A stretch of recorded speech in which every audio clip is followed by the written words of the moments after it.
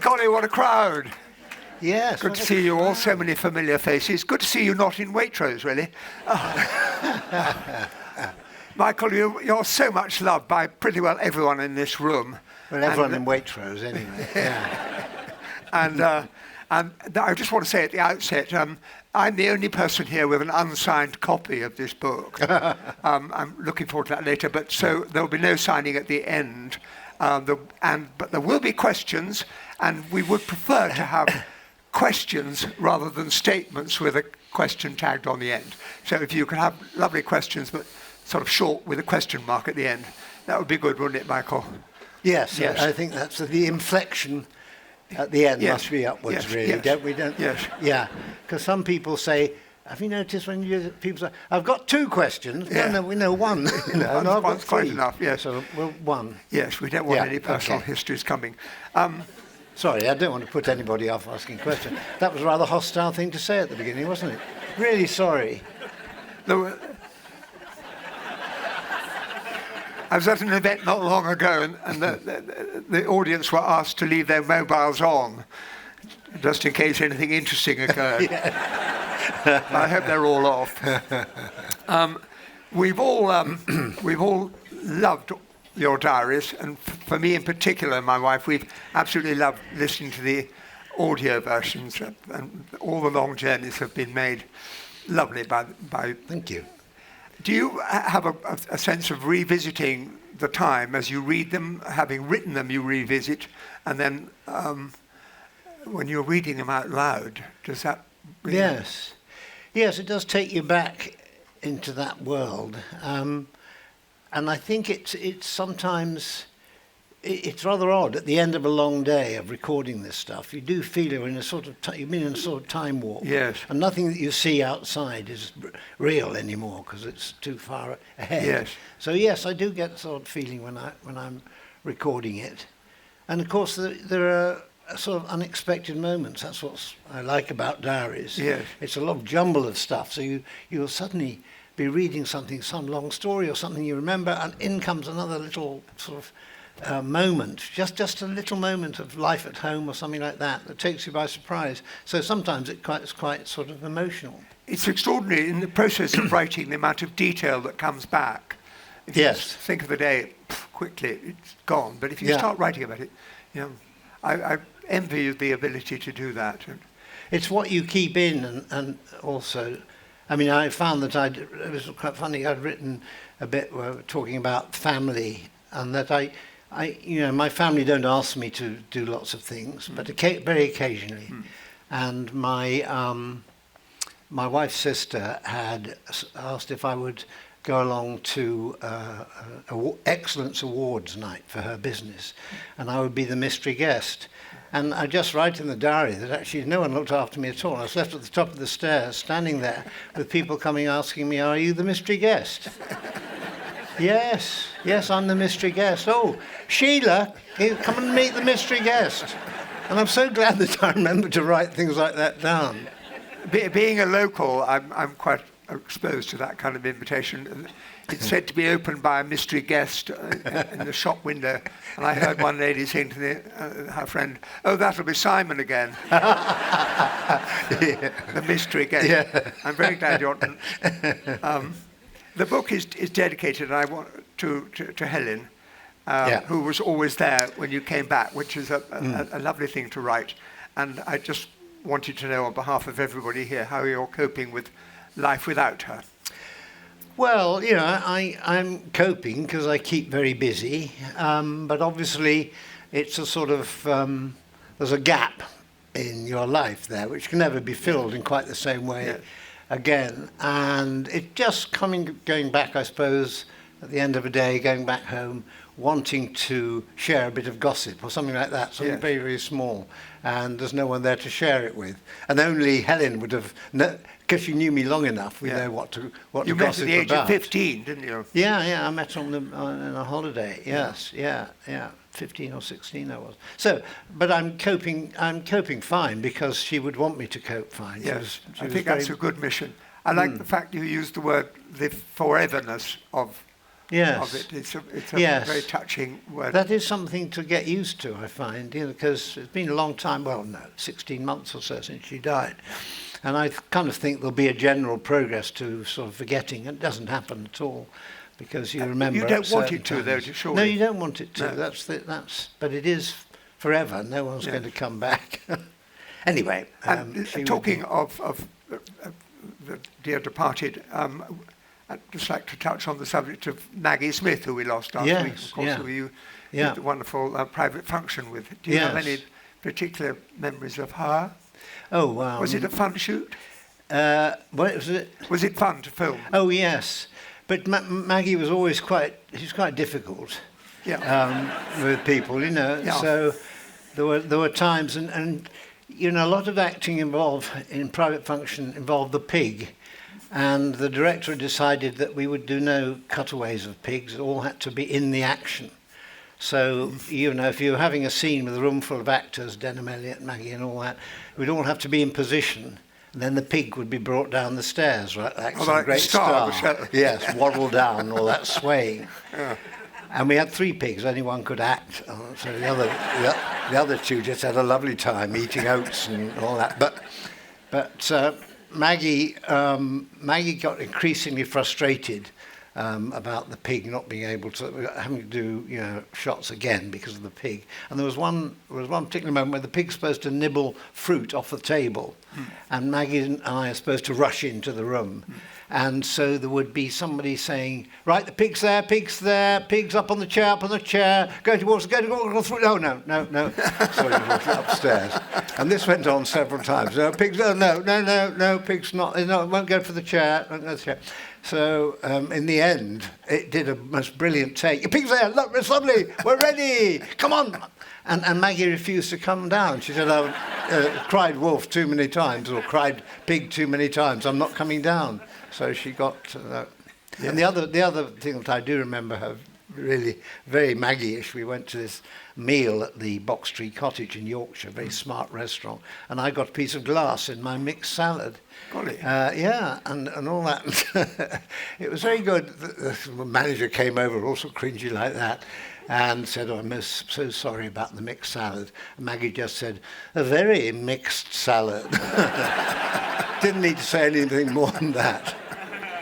She was very, very... She had that very dry nasal delivery. Yeah. She could make anything sound funny, really. It probably meant for her, the salad. The what? The salad was probably meant for her. Yes.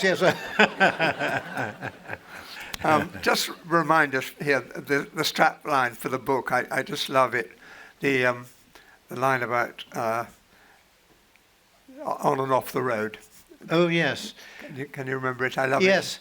Yeah, I can't remember what it was. Well, I think it's along the lines of... On and off the road, a boy, Michael grows up. Michael tries to grow up. Well, Michael tries to grow up. And I was just wondering, at your lovely age, whether the mission of growing up has actually been accomplished with all your travelling. Certainly not. No, good. Certainly not. I'm hoping.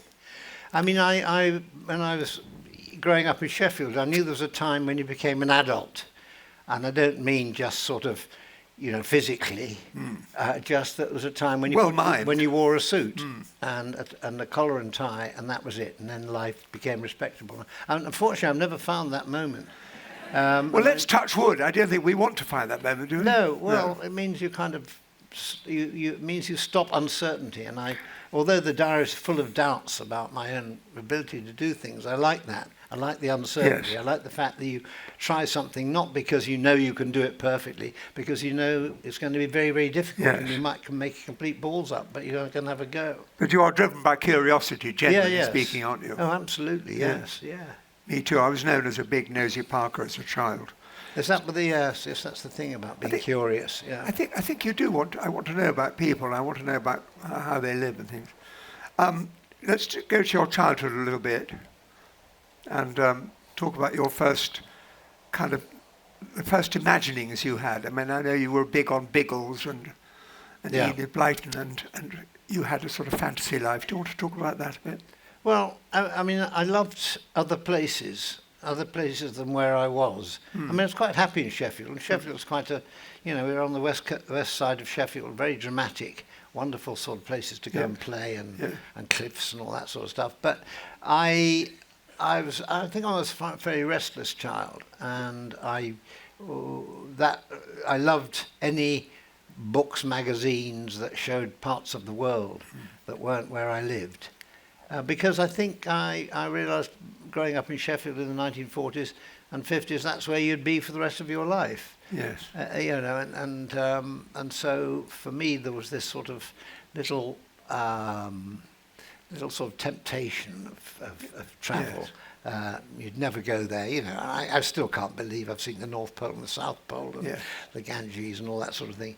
But we had a very good geography master at school, who, what I liked most about him was that he took us out of the school pretty quickly. We went for walks and things like that. Yeah. We went, and yes, it was really spectacular. We went to Nottingham because that was about the furthest we could get on the school bus from Sheffield. And he took us to the John Player cigarette factory. I mean, imagine that, sort of 10-year-olds dying for a fag. Yeah. And there were millions of them pouring off the production line. And we were given packets of 50 cigarettes for our parents. My parents didn't even smoke. And then they gave all the boys were given ashtrays. I mean, can you imagine what was a boy with an ashtray apart from we've seen some stuff, yes. And anyway, sorry, but he sort of encouraged me to learn more about geography, take geography, my A levels early and all that sort of thing. You read history in English? I read history, yes, but that was because geography wasn't really sort of considered the same sort of class as history as English or history. And I would love to have read English at university, but no, they didn't. You know, just sorry, I'd love to have read geography. But I went to. My father wanted me to go to Clare College in Cambridge because that was his college. And he wrote lots of creepy letters to them saying Michael would love to come to Clare and all that sort of stuff. And so I took the English paper and got a letter back eventually saying, we're very, very sorry that Michael cannot come to Cambridge, to Clare College to read English, because we're very oversubscribed. If he wanted to do a less well-subscribed subject like forestry, I thought, brilliant, you know, forestry at university, get out in the woods and all that. And in view of what I did later on in life, I suppose there must have been something lumberjacky in there even then. I think there are quite a lot of university courses that we don't need people to take, and we don't. I think we probably have saturation point on lumberjacks. Yes. Okay. Well, that's it. Canoeing, possibly. Yeah. Sorry. No, canoeing. Canoeing at O level. Yeah. So there was drama. There was drama at your school. Martha Cratchit comes to mind. Yes. How did that? Well, the first time I ever went on the stage was at on Cromer Pier, and I was about five years old. Taken with my mother to do an afternoon performance. There was a kind of entertainer there with his top hat and long tails, and he was a conjurer, and he was doing things with, he'd be handed circles, sort of rings and all that, and he'd fiddle around, and he had an assistant, rather glamorous assistant, who would hand him all the things like that. And then at the end he said, anyone here like to come up and help me? And I said, yes. Like a shot, I went up there, and as I gave him the various sort of rings, I did a little bit rather like the glamorous assistant. I thought this was it. This is rather good fun. So I was doing all that, and he leans over after a bit and just leans over and says, "Stop mucking about." And that put me off theatre for quite a long time, because I realised mucking about is what it's all about, isn't it? The theatre. It's a very good definition, I think. Yeah? Yes. But you were famous within your family for entertaining your coronation spoof. I'd love to have seen. How did that? Well, that was at school actually. I used to do little comedy acts in the break in the milk room. There's a room where the milk was stored that we were given, and a few people would come in, and I would do 10 minutes. Improvised stuff. And did that send you buzzing? Did you see that as something you wanted to do then? I can't remember whether I saw it as anything other than just what I could do at school breaks. Yes. And of course, being able to make people laugh at school is very, very important. Vital. You don't get beaten up. Well, you do get beaten up, but after you've made them laugh. But that doesn't usually happen.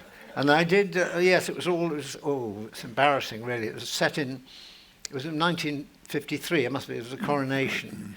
I did a whole bit about the coronation in which the Duke of Edinburgh was taken short. I mean, pathetic stuff, really. Yes. I won't tell you anymore, No, because I can see it's going to spoil what was a very nice occasion so far. I thought we were going to get a mime there somewhere, the Duke of Edinburgh. So let's take you to university and your first taste of rather more serious drama. No, it was at your secondary school you played in the Apple Cart, wasn't it? Yes. And your father, who had been rather dismissive, came, and how did that work out? Yeah, my father just didn't want me to act because he saw it was the way to rack and ruin. And my sister was 9 years older than me, had gone and done repertory and gone around the country, and it hadn't worked out very well for her. So he just said, "Well, there you go. That just shows." So I had to be very careful what I did in school plays, and though I would like a meaty part, I felt worried about giving them. Anyway, the Apple Cart, I played one of the two secretaries on at the beginning, Pamphilius and Sempronius. Yes. Don't know if you've ever done the Apple Cart. No, I'm quite short on shore. Yeah, well, quite right. It's a very dull part. But anyway, my father was there in the sort of front row. And fortunately, it was so dull, he nodded off to sleep fairly quickly and missed my entire performance. Yeah. But he said later was very good. Yeah. Well, that's what you have to do when you've fallen asleep. Is anybody asleep here yet? No. Yeah. And it was at university that you first began to move into the realm of satire, and yes, some partnerships were formed. Yeah. I went to Oxford, and I was a boy from Sheffield, and I met up with a man called Robert Hewison, who's since been a writer on theatrical matters and all that. Anyway, Robert was from London. He was very dynamic. We sort of used to improvise jokes together, and he said, "We're going to make this into a cabaret. We'll do a cabaret, and we have a cabaret act, and so we can get paid for this. You can get 30 shillings a night for doing a cabaret at the Oxford Union or something, while the musicians go off and rest and all that." So it's 40p for younger people. Yes, very quick. Yeah. Anyway, we wrote this cabaret, and the very first one we did was for the Oxford University Psychological Society Christmas party. And it was completely silent throughout. We were doing our little jokes, and there was absolutely no reaction at all. But at the end, someone came out, looked very serious, and said, "That was good. That was very good." I think they meant it, because it had gone in on another level. Yes. You know what I mean? Yes. It wasn't belly laughs, but it was belly thoughts. Yes. If I can put it that way. Did you have a sitting ovation at the end? A sitting ovation, yeah, exactly. Anyway, so quite around that time you were moving into the realm of satire and review and yeah, I mean, I got to know Terry Jones, and I was very lucky to be chosen for being the Oxford Review at the Edinburgh Festival in 1964, which was really a key point in my life, because we were playing to audiences that weren't just college audiences, of people from all over the world, and it went very well, and we had to put on extra performances, and one suddenly had that feeling that perhaps there's a life to be led here. I could make some money, whatever my father would want me to do. What, more than 40p? More than 40p a night, you mean? Yeah, more than 40. Yeah, absolutely up 45, 50. So, that's where it all started. Yes. But then a great enabler was David Frost. Who came along, and to give him full credit, he was up in Edinburgh looking at lots of people who were actors, young actors. There weren't many people from television up there looking for young actors. And he saw Terry and myself writing our stuff and said, will you come and work for me? But we weren't satirists really particularly. We were slightly more whimsy, slightly more Pythonic stuff. by that time. The great satirists had been Beyond the Fringe and Yes. all that. Yes. Absolutely brilliant. So we had to do something different. And anyway, so I ended up, when I left university, teaming up with Terry. So you went down to the big bad city, went down to London? Yeah, I went down to London, and Terry was working at the BBC in a very minor role as a script assistant, which meant he had to read lots of scripts, LE scripts, and we also had to write jokes. He had to write a joke a week for Bill Cotton and people like that, and Winifred Atwell on the piano. You know, not They weren't the top famously comedy. funny either. They weren't top comedy performers. No. They certainly weren't after we gave them the jokes.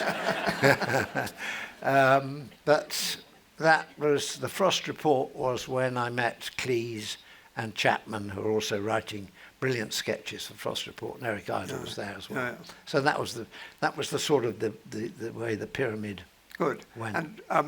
And tell us about Cleese' Hoving interview in your life and the formation of your six-man team that became the Beatles of Laughter. The Beatles of Laughter, I like that. Well, Cleese, who was very unmusical, I should say that. So there's no kindred spirit in my yeah, that's right.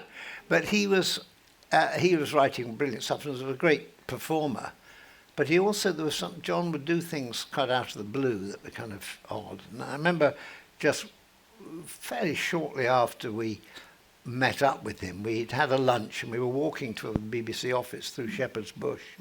And Terry was there beside John talking away, and John suddenly put his hand out, pushed Terry over a wall into someone's garden. Just like that, you know. And of course, Terry was immediately, oh, what did you do that for? And John just walked on. So, I mean, that's quite strange behaviour, isn't it? Oh, well, it is in my book. You wouldn't push people over walls unless you... No, I wouldn't want to... It's very bizarre. It is very bizarre, but it got a good laugh in the end. I mean, I was in absolute stitches behind. Absolute stitches. But it's symptomatic of the kind of unpredictability of Monty Python's Flying Circus, isn't it? Yes. You were never anything but on the front of your seat watching. Yes, I mean, we didn't write from an obvious perspective. We tried to write from a sort of, something that would... I mean, people talk about Python being shocking, which sounds as though the material itself was shocking. It wasn't particularly shocking, but it was surprising. I think surprising is a better word. Actually, I just remember one wonderful thing. Go on. Can I tell this at lunchtime? No, please do. It's got a slightly rude word. Yeah. Okay. Anyone like a rude word? You can leave now. Yeah, you were fine like with a rude word. Anyway, no, it was just this is to do with BBC censorship, which didn't happen in the first series at all. They didn't bother us, but in the second series, when we were slightly more successful, and there was a sketch. It was a northern quiz show sort of things where people come on and they get £15 for getting the answer right. Hello, contestant this week is Arthur Foggy. His hobbies are strangling animals, golf, and masturbating. And anyway, this a bit later on, the BBC people saw this. We filmed it a week before, and they actually got to have a look at it. And the word came down that you can't say masturbating. No. On the BBC. And so what do we do? So they said, no, you've got to get rid of it. So they got rid of it, and the director went to actually cut the film. It was on film then, it was cine film. Yeah. So he cut it out. So all you get is Mr. So-and-so, and his hobbies are strangling animals, golf, pause, huge laugh. Huge laugh. Never has golf got such a massive laugh. And the real brilliance there was that the director had kept the laugh for masturbating in. So we won a little bit. Not a great battle, I don't think, in freedom of speech, but there we are. There's a title for another book in there somewhere. What, Strangling Animals Golf?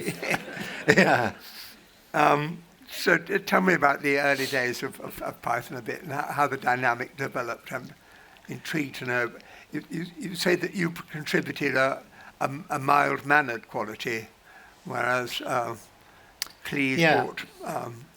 what would you say he bought? A kind of anger, really. So, yes, he bought, what is so wonderful in Basil Fawlty, barely suppressed anger at almost anything. Completely unsuppressed. And he could do it absolutely wonderfully. And so it'd be we did a number of sketches, including the Dead Parrot, which just the format was, I'm in the shop, and John comes in and asks me something, and I don't have it, and I can't, we're completely at odds. But John had this wonderful sort of bearing of, what do you mean, it's dead, and all this parrot, it's dead, it's clearly dead, and all that sort of stuff. No, it isn't, it's just resting. No, if it's resting, I'll wake it up then. Hello, Polly, bang, bang, he bang it now. That's what I call a dead parrot. No, you stunned. He stunned him just as he was waking up. And it used to be nice to play because John could do these characters, his increasing anger. And the cheese shop sketch was a particular one I liked. I've always loved the fish slapping. Oh, right, yes. And I particularly like the fact you mentioned that you found John measuring the fish. Yeah. Was that before the take? Well, yes. I mean, the fish slapping dances, those of you who may have seen it, it's just fairly basic. John and myself dressed in sort of tropical uniform kit, and the music starts, and I slap him lightly on the cheeks with pilchards. Dum, dum, dum, dum, dum, dum. Again, clearly getting John very irritated. Dum, dum, dum, dum, dum, dum, dum. And then he picks up a huge fish from behind him and hits me with it. But the really important thing, and this is why John is such a wonderfully sort of comic performer, was that he measured the distance between my head and the fish before he did it, as though he'd learnt it. It was something he'd learnt at Sandhurst, how to slap people with fish. Oh, wonderful. And the good story about fish slapping dance, I always think it's one of those sketches which is so tiny and silly, and you can show it to anybody to check if they've got a sense of humour or not. And when I was filming in North Korea, we had two very good guides, but they were not allowed to ask us anything too much about where we come from in our country and all that, but they would explain. And at one point, we're stuck in an airport waiting for a flight, and the director said, well, I've got something I could show you. And he had got the fish slapping dance, which he showed our guide. And she looked at this, and he played the fish slapping dance, and she absolutely was totally amazed. She absolutely roared with laughter. I've never seen a North Korean break into laughter like that. It was a moment where it couldn't be controlled by Kim Jong-un or anybody else. It was spontaneous laughter. And it was great to see. Yeah. And there I was sort of, there was the fish slapping dance, and she turned to me and said, "Oh, so this is what you do." not now, but it was a great moment. Part of our English heritage, perhaps it should come. But I just wanted to move on and see the clock is ticking away. You've had this extraordinary life of moving from writing and from Python and review to quite dramatic work, albeit in comedy and film, and then on to travelling. Let's just touch on your film career a little bit. I mean, we've mentioned Private Function. What are the highlights? I mean, A Fish Called Wanda is one of my favourite films of all time. Yeah, it was brilliantly written, and a good film to me, because Charlie Crichton, who directed it, he had worked on Ealing comedies and all that. And he's about 80 at the time, and had a stroke, so he sorted out the side of his mouth. And he drank quite a lot of whiskey and all that. And here he was with his Hollywood stars, Jamie Lee Curtis and Kevin Kline and all that. And he completely fooled them. It's wonderful, because Kevin was one of those actors who likes to build up his performance take after take, He doesn't, the first take is just to get a bit wrong, but there's going to be a chance in the second and all that. And it was just so wonderful, because right from the beginning, he had one scene where I shoot a dog or something like that, and there was,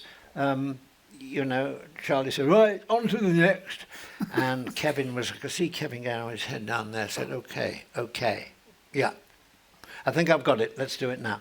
And the entire crew had moved on. They were up the road. Kevin was entirely there on his own. And he said, "Charlie, I've just done one take." "Oh, it was very funny." "Do you think it was funny?" "Well, yeah." oh, well, that's all right then. So he just had that clear view of things, which was rather refreshing and really helped make Wanda the success it was. We just touch on stammering for a moment. You were brought up in a family where your father was afflicted with a stammer, Yeah. and you're president of the Stammer, the Michael Palin Stammer Association, is it? Well, no, I'm just there's Michael Palin Stammering Centre, which is in London, yes. which is so where when it came people to can go and have a therapy. Yeah. When it came to you stammering in the Yes. physical wonder, was that difficult to visit? Did it feel like some way? Yeah, it was. I mean, put it this way: I wouldn't have done it when my father was alive. Yes, that's But what then, I was leading you know, towards. stammering then, with my dad, was not something we ever referred to at home. No. He just didn't, because at that time, and the way he was when he still had his stammer at the age of 60 and all that, he'd grown up with people saying, well, you know, it's a terrible affliction, nothing you can do, that's the end of it, just man up and carry on. So we didn't talk about it. And so that's why I couldn't have done it when he was alive. But the part I thought was a very funny idea that, you know, that one of the gang stammers. Yes. And he's the only one who has the vital information of where the stuff It is. was wonderful. So at the end, and that's a nice comic concept. And John said, well, how do you stammer? And we wanted to get the stammer right and all that, not do a corny old ba-ba-ba, da-da-da. And so, you know, I felt I'd done it to show how a real stammerer may stammer. Yes. And that there was no harm in having a stammerer in a film if there's a reason for him being there. So about 50% of stammerers liked it and 50% of stammerers didn't. But the work at the Stammering Centre is absolutely terrific. And if my father had the therapy that they give now to young children, his life could have been totally different. Yes. I think the message that, I mean, it was a wonderful performance, heartbreaking and funny at the same time, which is a good combo. But I think people with stammers should know that we love them, really. Yeah, yes. You see someone struggling to articulate something, and all you feel is love and empathy, and it's okay, we've got all day. Well, I think we do, but not always. It wasn't always that way, you know, especially at school. Well, we live in a gentler world, don't we? Maybe we do. Maybe we're just more tolerant now. And of course, the great thing about stammerers is that they've got a lot to say. I think this idea of if you stammer, you haven't much to say. You've got lots to say, and that's part of the reason why you stammer, because you've got so much up there. You're trying to get it all out at the same time. So one's got to kind of understand that. But I think it was difficult for my dad, who had quite a good sense of humour. He couldn't tell jokes. You know, if you've got a stammer, you can't get the tagline, you don't know the punchline out. Anyway, so yes. You've had this very varied career. So we move through your movie career to the opportunity to start travelling, which is one of your childhood ambitions. Yeah.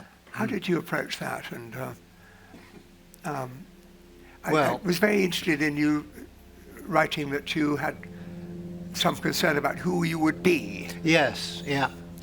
Well, out of the blue, I was asked if I would be the presenter of a new form of journey around the world in 80 days, in which we try and, you know, get around the world in 80 days, based on the Jules Verne story, and that you would have a camera with you all the time.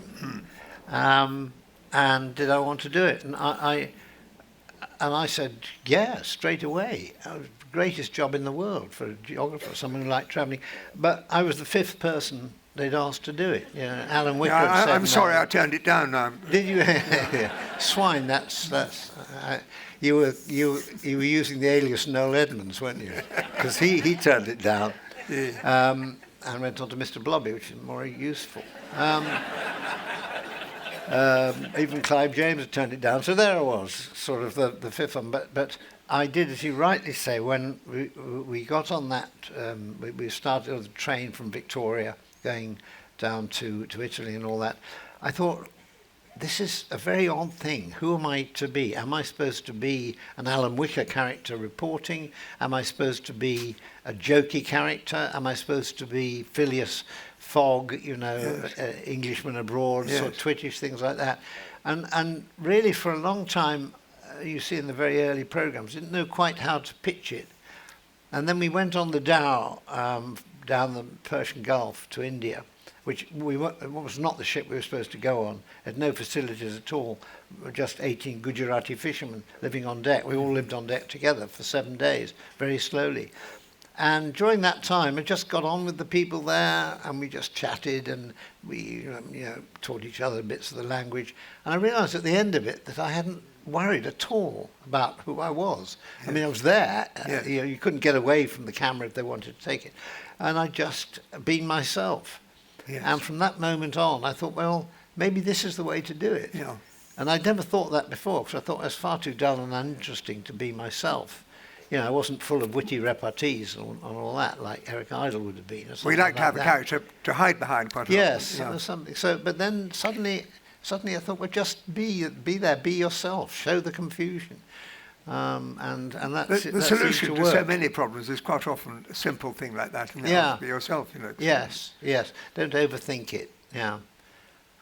And that generally has been a good lesson in life, I think. I rather like the line, the more one travels, the less one knows. Have you found that to be true? Yeah, George Harrison, that's his quote from George in the book.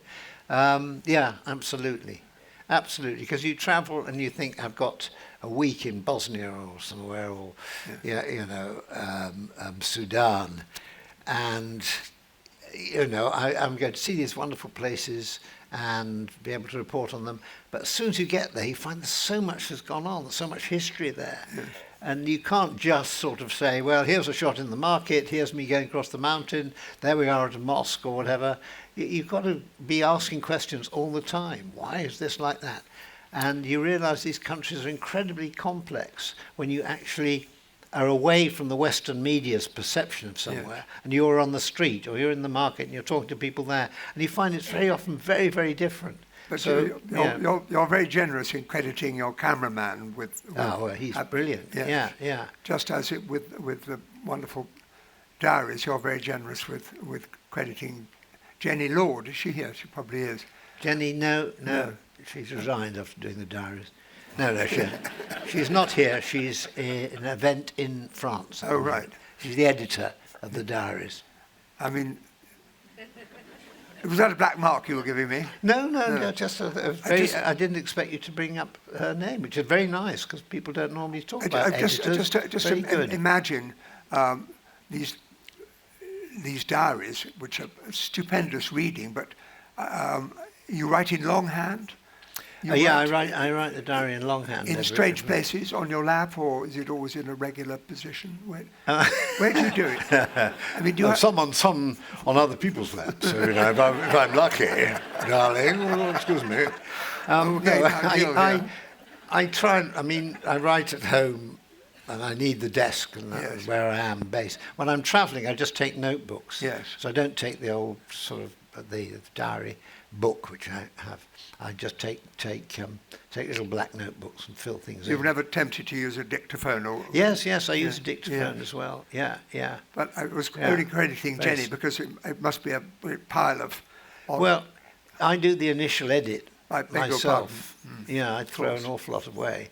Yes. Because it's like the diaries you have there, about 25% of what I wrote. So it just shows, if you think those are boring, you can imagine what the original is. Now I want to see some of the stuff I was rather hurt to see how seldom my birthday has occurred in your diaries.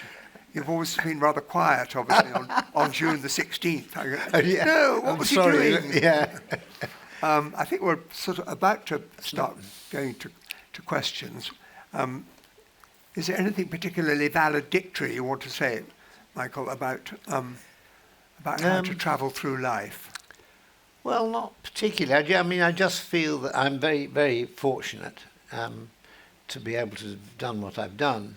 And I think that the reason I've had a very varied career is just because I get bored easily. I always want to do something that I haven't done before, rather than repeat something that I've done differently. And I think the diaries show my attitude to the journeys that we do. Maybe you're doing a journey for the BBC, but it's not repetitive because you're going somewhere completely different. Sahara one time, the Pacific the next.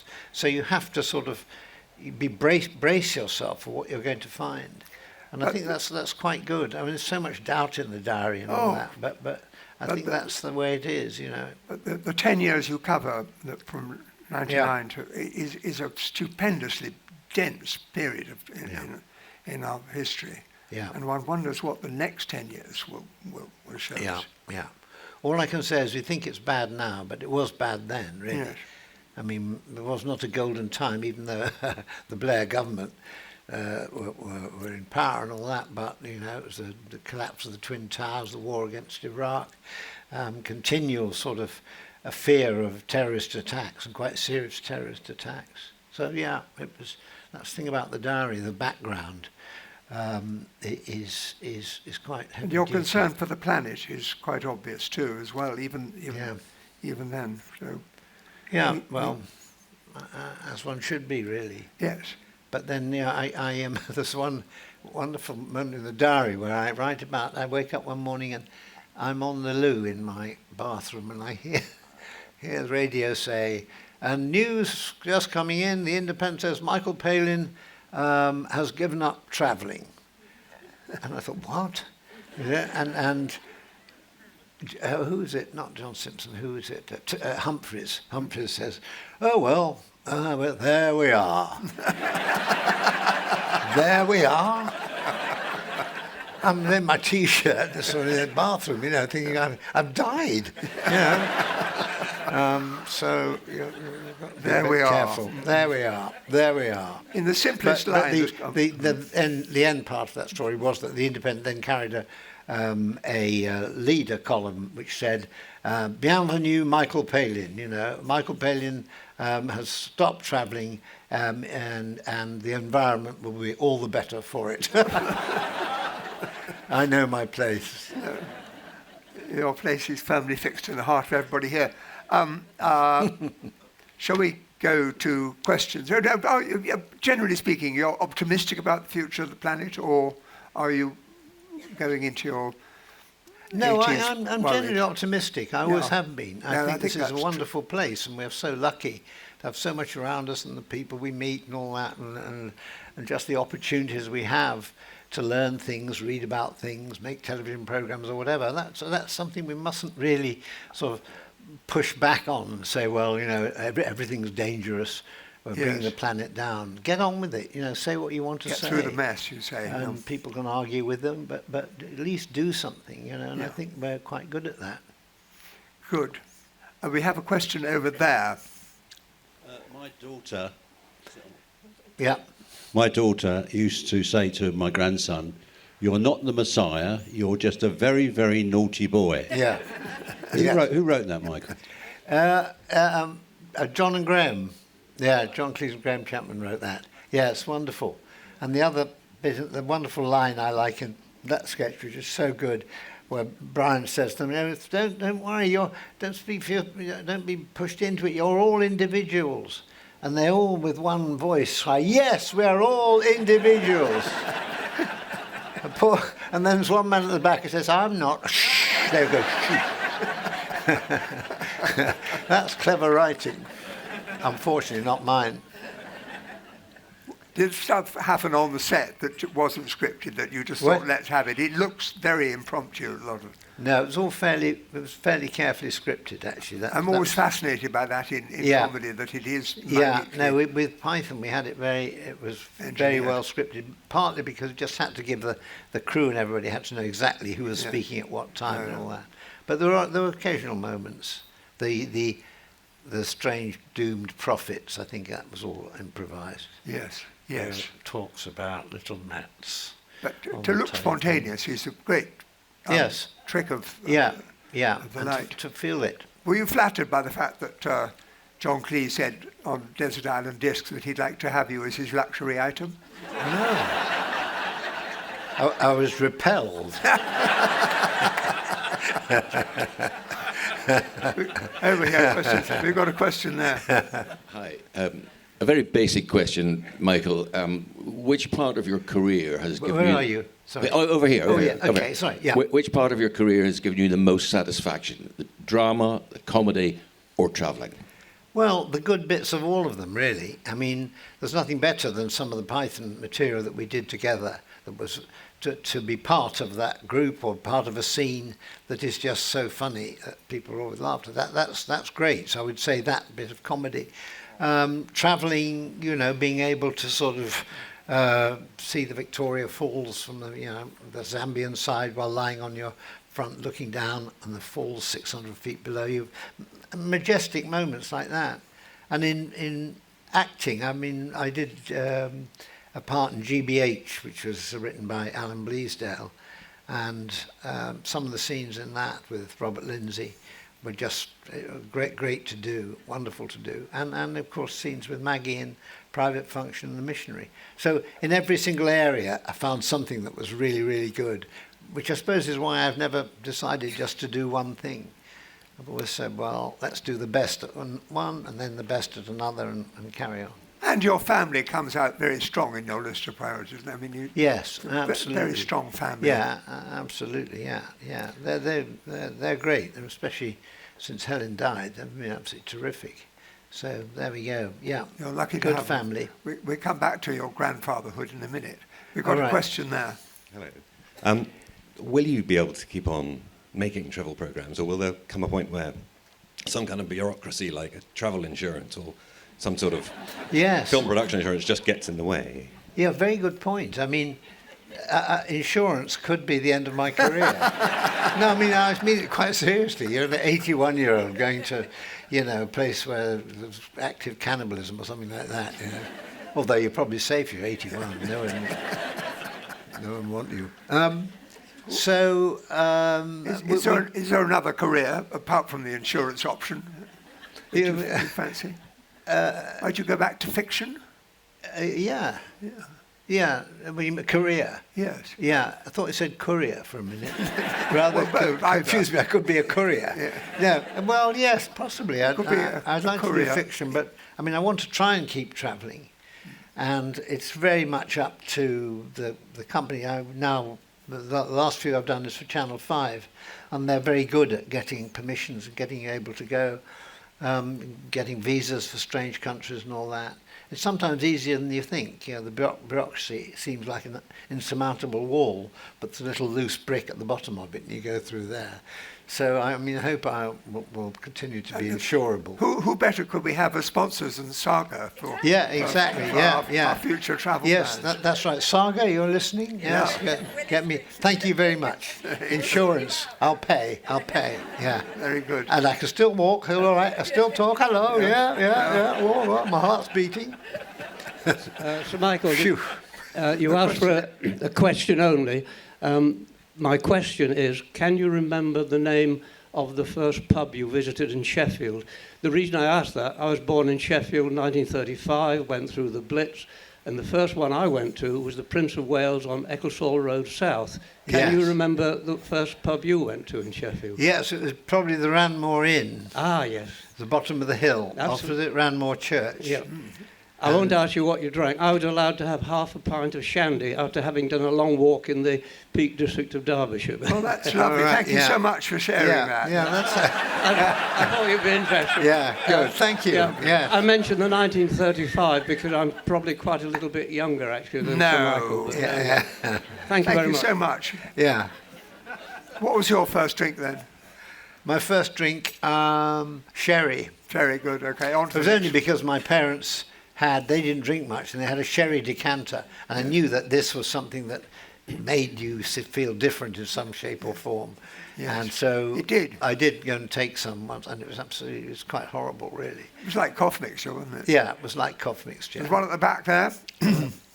Michael, when you have spare time, do you have a particular favourite travel writer? Do you have a particular favourite travel writer? Oh, well, I actually quite like Paul Theroux's stuff. I know he's not seen an absolute serious travel writer, but his books really encouraged me when I was doing the first Around the World in 80 Days and all that. I also like Dervla Murphy, Irish writer, for her sheer courage. She's died this last year, really, very sadly. And she was just wonderful. She went to Siberia on a bicycle, and she was a little Irish lady, very feisty, didn't take any crew with her or anything like that. and she fell off a bicycle in some little village, and she couldn't move. They had to look after her in this village for about 3 weeks. So she wrote a book called "To Siberia by Accident," and it came back to Ireland. But she was a very good travel writer, and I mean there are lots actually. My father-in-law was Peter Fleming. Did you ever read Peter Fleming? Oh yes, Brazilian Adventure. Yeah, very good. That's a terrific book. Yeah. Brazilian Adventure. The wonderful thing about travel books is you learn so much biographical detail of the writer as well as the journey he's making. Yeah. I like what's his name? Sorry, I'll remember it. No, you're not going to get any help from me on that one. Let's have another question. Jonathan Clyde down here. Yeah. This is going to be a tricky one. We know that because he's a close friend. Michael, you've talked about meeting all the Pythons except for Terry Gilliam. Could you tell us how you met Terry Gilliam? Oh, yes. We were working on a show called Do Not Adjust Your Set for rediffusion. Terry Jones, myself, and Eric were writing it, and David Jason was in it, Denise Coffey. We were in the bar at Rediffusion after doing the show. It was a children's show. And this person came into the bar, and I had not seen anything like it, really. He's wearing this big, long fur coat, very dramatic, and big sort of Timberland-type boots where nobody was wearing that sort of thing.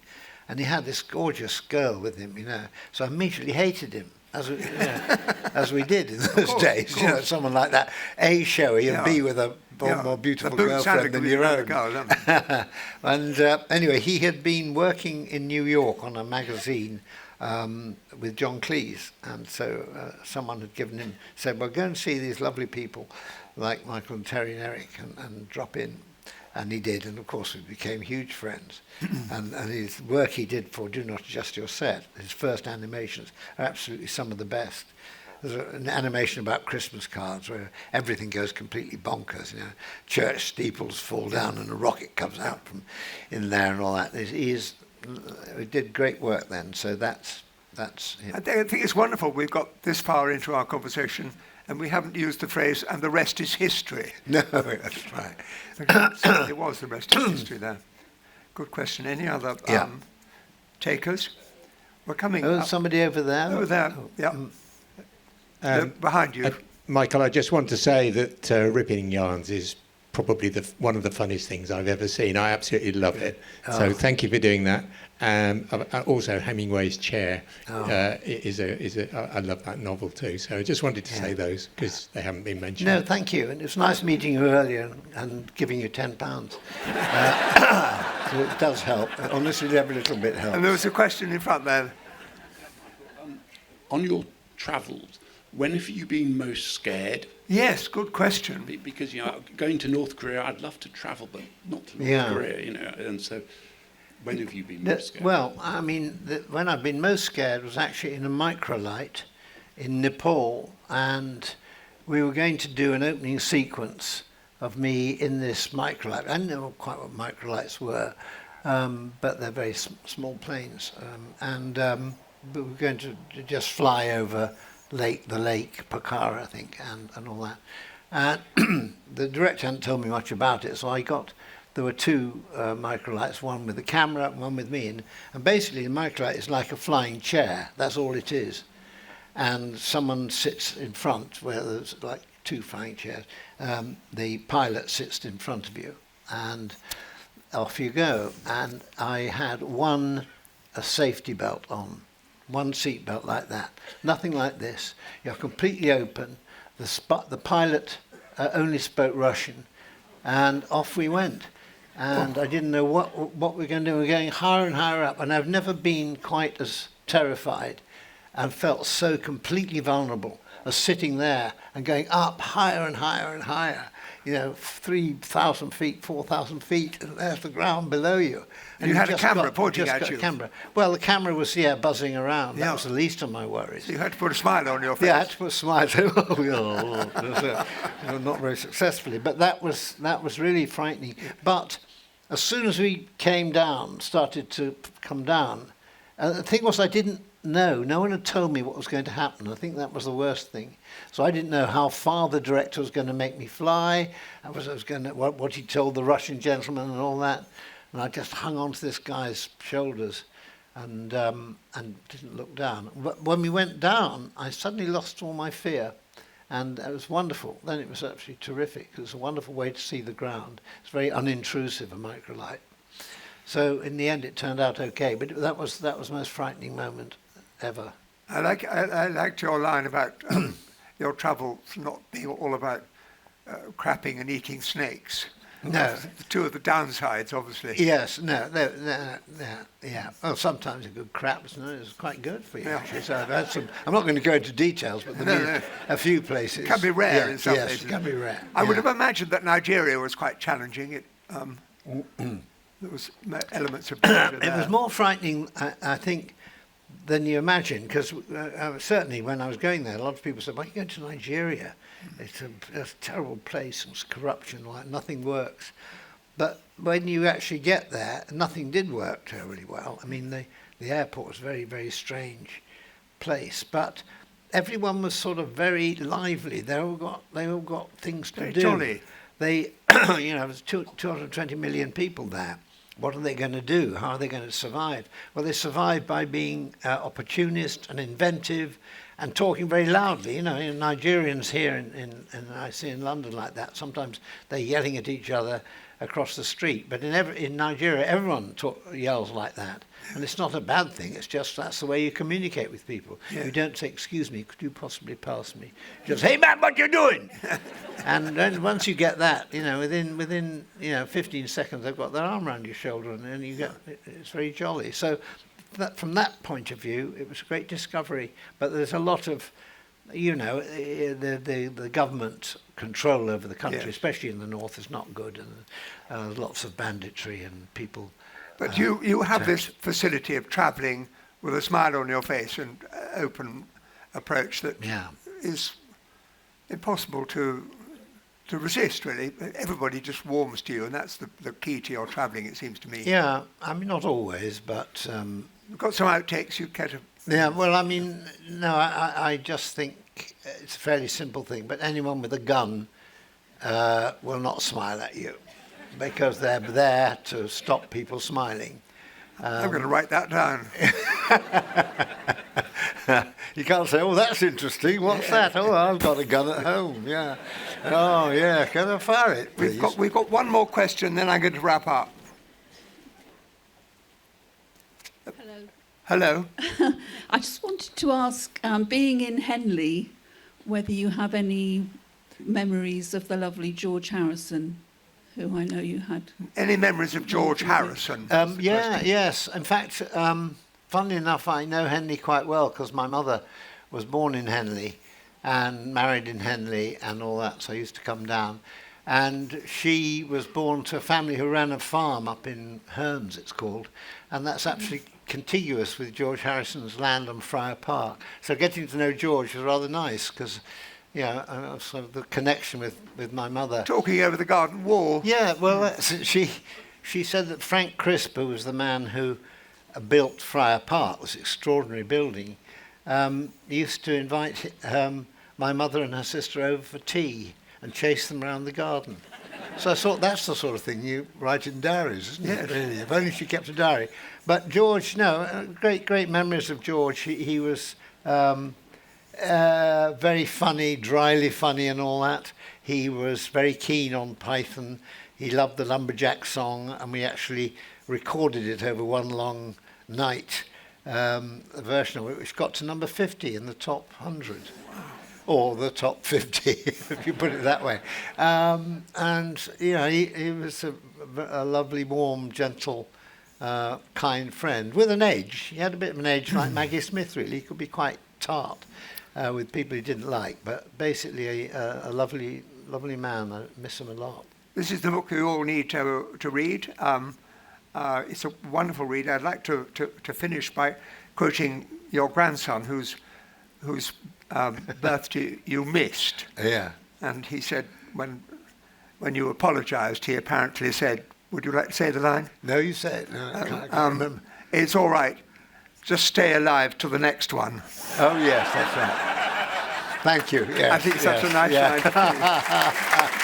Thank you.